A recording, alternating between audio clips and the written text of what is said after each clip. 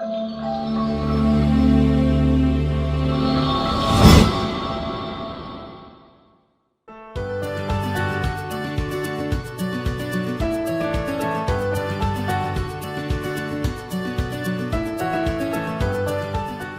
bem, então hoje, pessoal, a estatística no laboratório é extremamente importante, né? Hoje, na parte da validação, você tem uma série de discussões, né? Muitas discussões referentes à linearidade, referente à avaliação de modelos de regressão, outros parâmetros de avaliação de curva além do R², diferentes faixas de trabalho que você precisa estudar. A incerteza é extremamente importante para a aplicação na regra de decisão, né? Existe também a incerteza para regressões ordinárias e ponderadas, que são diferentes, né? É importante considerar dados da validação para a estimativa da incerteza, né? Relacionar a incerteza com a variabilidade do processo, e também você precisa ter uma correta avaliação das tendências da sua carta de controle para garantir que o seu processo esteja sob controle. Ou seja, a aplicação desses tópicos no seu laboratório leva muito tempo e muitos gastos também, né? Então, a ideia do nosso software, do Confilab, é trazer uma tranquilidade para vocês, por ser um software friendly user, um software validado, para que você consiga tratar o seu número de uma maneira mais adequada. Tá?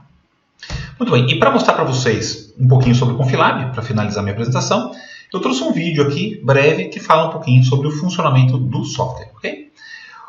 O nosso software, então, ele é um SaaS, é um software as a service. Na verdade, para funcionar, você só precisa de um acesso à internet, funciona em qualquer tipo de navegador, né? Então, vocês viram ali que eu acessei o software pela internet, né? E você cria lá com o usuário e senha, você abre um projeto, cria um novo projeto, que é o nome de um analito numa matriz. Inicialmente, você vai cadastrar no software, né, todas as pessoas envolvidas aí no seu processo de validação. Então, esse cadastro é necessário porque o software também gera o relatório automático da validação e da estimativa de incerteza. Então, você vai cadastrar as pessoas, vai cadastrar aí o seu método de ensaio, analito, matriz, todos os documentos relacionados, né, ao seu processo de validação e estimativa de incerteza, documentos de validação, de métodos, etc. Né? São campos de texto, né, na verdade, você pode colocar todas as informações aí necessárias. Depois disso, você escolhe os parâmetros de validação, né? Lembrando que desde um método titulométrico que não teria linearidade, ou um método para análise de fármacos, onde a linearidade é mais exigente, né? Você pode escolher quais parâmetros de validação aí você vai querer adotar dentro do seu processo. E estabelece também os critérios de aceitação. Aqui você cadastra os equipamentos, né? Você pode colocar o equipamento que você quiser aí, né? Um ICP, um cromatógrafo, né, uma balança, por exemplo, né, todos os equipamentos relacionados à execução do ensaio. Tudo isso para registrar como que você realizou a validação. E também os insumos, né, material de referência certificado, solventes, reagentes, né, todos os insumos necessários aí para a validação do seu método. Fez todo esse cadastro, você vai numa tela onde tem um resumo aí das informações que você cadastrou, que isso vai ser utilizado para a emissão do relatório, que ele gera um relatório em PDF automático. Clicando na bolinha validação, que é do ciclo de qualidade analítica, ao lado esquerdo você tem então todos os parâmetros de validação. Eu peguei como exemplo a precisão, né, para mostrar para vocês. Você escolhe o número de níveis e número de replicatas que você vai estar usando, né, na validação. E aí você joga um nível de concentração e os seus resultados, e ele calcula automaticamente o CV. O coeficiente de variação não tem muita dificuldade em fazer o cálculo, né? Mas assim, tem desde os parâmetros mais simples aos mais complexos. Já a linearidade, que é um pouco mais complexa, né? Você estabelece o número de níveis de concentração e o número de replicatas, e aí você vai jogar no software só o seu resultado, né? Concentração por replicata, e você não precisa colocar quais equações você quer que ele aplique. Se vocês observarem ao lado direito, né? Ele vai calculando para você todos os resultados, e aí nós temos mais de 12 parâmetros de avaliação de linearidade que o software faz automaticamente.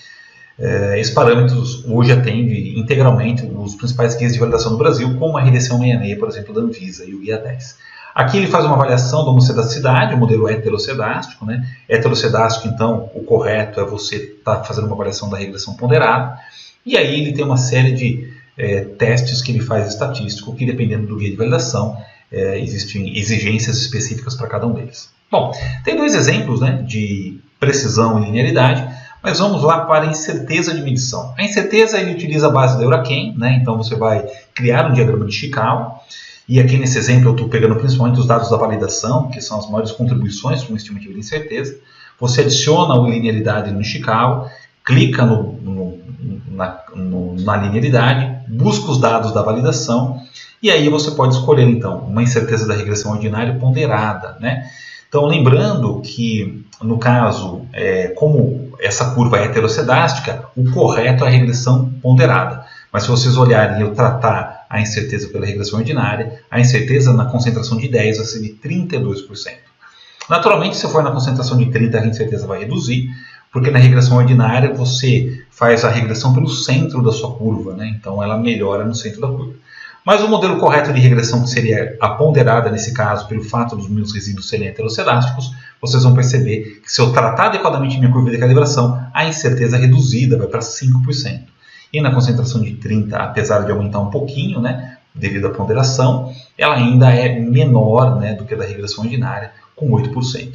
Então percebam, né, o correto é a regressão ponderada e as incertezas são menores quando eu faço um tratamento adequado da minha curva de calibração. Voltando no diagrama de Chikawa, né, ele vai fazendo um diagrama de Pareto baseado nos resultados aí. Eu vou pegar um outro parâmetro de validação, como por exemplo a precisão, né? Então a precisão é outro parâmetro importante aí para você calcular a incerteza. Insiro a precisão, clico na caixinha, vou lá na precisão, busco os dados do Confilab, ele já puxa os dados da precisão, já calcula a incerteza baseada na precisão. Salva esse resultado, volta para o diagrama e assim ele vai montando o meu diagrama de Pareto, né? E aí ele vai calculando a sua incerteza percentual, ok? E tem mais de 10 fontes diferentes para você calcular. Muito bem, validei meu método, calculei a incerteza, vou lá nas cartas de controle, né? Então vou lá numa nova carta de controle, eu pego lá o valor de referência de 10, por exemplo. Tem carta de média e de amplitude. A título de exemplo, eu vou apresentar uma carta de média para vocês, ok? Na carta de média, então, eu posso estabelecer os limites da minha carta, né? Posso colocar um conjunto de dados para mim avaliar a variabilidade natural do meu processo. Ou eu posso pegar os dados da precisão, né? E aproveitar os dados da precisão para estabelecer os limites máximos e mínimos da minha carta de controle. Ele faz um teste de outlier, né? E um teste T para fazer uma avaliação da carta. É uma regra estatística comum, né? Que a gente aplica para fazer a carta. Você pode estabelecer limites máximos também, superior e inferior, ou os limites pela incerteza, e ela pode buscar a incerteza do próprio Confilab. Okay? Então assim a gente estabelece os limites, cria os limites da minha carta de controle, e agora eu posso começar a imputar os meus dados, né? Então imagine que eu estou lá no meu laboratório, vou analisar uma amostra, e eu tenho 20 amostras para analisar, e antes de começar a minha análise, eu vou lá e insiro uma amostra de controle, né? Então tenho uma batelada de 10 amostras, e o resultado do meu controle deu 8, escolho o analista, né, que fez essa análise, clico em inserir e ele vai jogando os dados ali na carta de controle, ok? Aí pega um segundo resultado, né, eu tenho um resultado de 9, ela vai traçando na carta, vou jogar alguns resultados aqui só para vocês verem, né? Então como se fosse várias bateladas de amostra e para cada batelada de amostra, então, eu vou adicionando um novo controle para estabelecendo aí a minha carta de controle, ok? Então, vou colocar ali 5 resultados, né? Então, eu consigo avaliar então a variabilidade dos meus resultados aí ao longo do tempo. Muito bem, tem aí 5 resultados, vou monitorando o meu processo de acordo com a carta de controle, tá?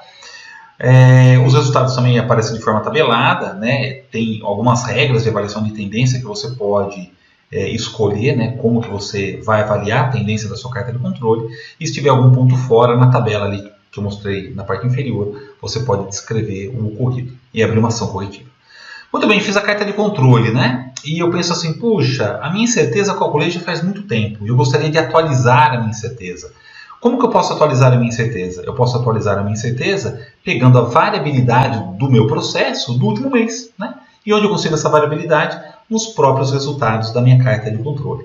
Então eu consigo ir lá na minha carta de controle, eu consigo definir aí o meu mensurando, e eu posso ou puxar os dados da carta de controle, né? Ou você pode digitar aí os seus dados da carta de controle para que você tenha então a avaliação da incerteza pela carta de controle, ok? Voltando, salvando ali, né? E voltando para o diagrama de Chikawa, o que eu vou perceber? Eu vou perceber que quando eu fiz estudo da precisão, eu tinha uma incerteza da precisão que era menor, de 7%. Né? E agora, como o meu método está em processo, a carta de controle ela tem uma variabilidade maior. Então eu troco a incerteza da carta de controle pela precisão, porque uma carta de controle nada mais é do que dados de uma precisão intermediária atualizada, né? A variabilidade do seu processo no momento atual. E assim eu vou trabalhando com o ciclo de qualidade, né? Validando o método, calculando a incerteza, aplicando os resultados da minha carta de controle, para que você tenha então a confiança no seu resultado.